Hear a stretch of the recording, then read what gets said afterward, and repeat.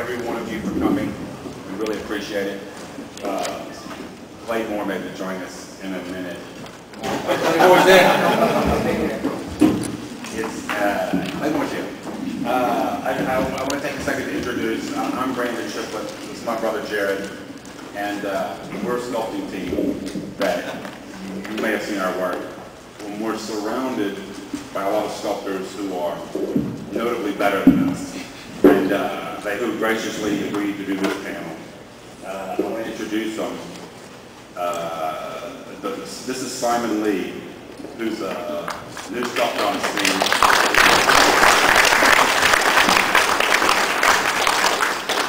Known as Spider Zero on the net. And if you haven't seen his stuff, you simply have to. It's if you like the Creature Core books, if you like neuroscience, okay, this guy is city, he's new, we love him, and we're glad he's here.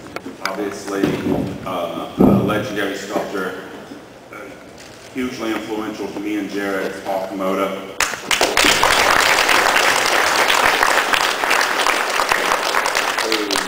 When Jarrod and I very first started, I think we went to the Schiller Theater in New Jersey, and we saw a Dr. Chenard statue he had done. And we thought, well, we just have to reconsider everything that we're doing, literally, you know. So we're so glad to have him here. We're also happy to have Barsom here.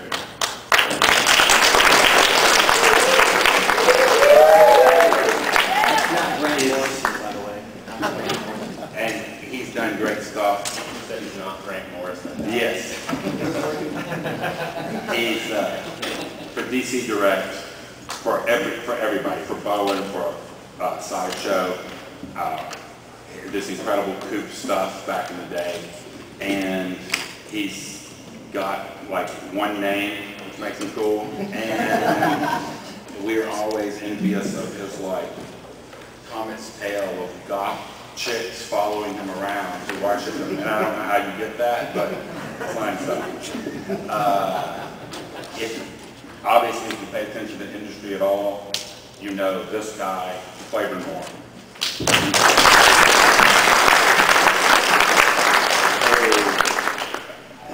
Was gracious, very gracious to me and Jarrod when we started.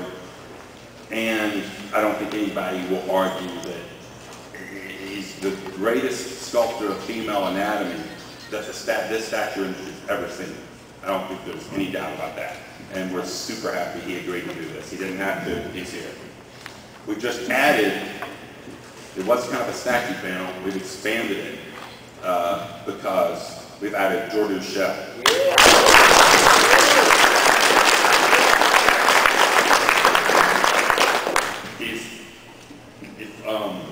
Obviously, he's the main character designer on James Cameron's Avatar. He worked on Hellboy, 300. Look him up on IMDb. If you don't know, you need to find out quickly. On virtually every sculptor who does, every sculptor in the industry looks up to this guy. Yeah. I know you wouldn't know about looking at him, but he's a god to us. Not good. We're going to throw it up to the questions in a little bit, but I wanted to throw out a couple of topics to start with. This one is kind of a softball for the guys up here. What other pro sculptors do you hate and why? Anybody? Okay, not really. Extended the whole thing. Yeah, that would maybe take 2 panels. So one thing I want to throw out there. That would take 2 weeks. There's that, 2 weeks. Yeah. Something I want to throw out there, obviously, is talk about influences. I think when Jarrod and I were starting, the people you looked at, 2D or 3D, were sort of obvious to us. And it was hugely important, both in fantasy art and in comic book art. Science fiction art and the sculpting. It was kind of obvious. I think today the kids have a much more fractured view. You know, there's so much out there. I'm not sure they're always looking at the right stuff, and obviously it's not the right stuff. but it's what was important to me growing up, and I know to a lot of these guys. So I wanted to throw it open to ask about influences, both 2D and 3D. Who affected the sculptures that you're doing, and whose work do you look up to? Barsom?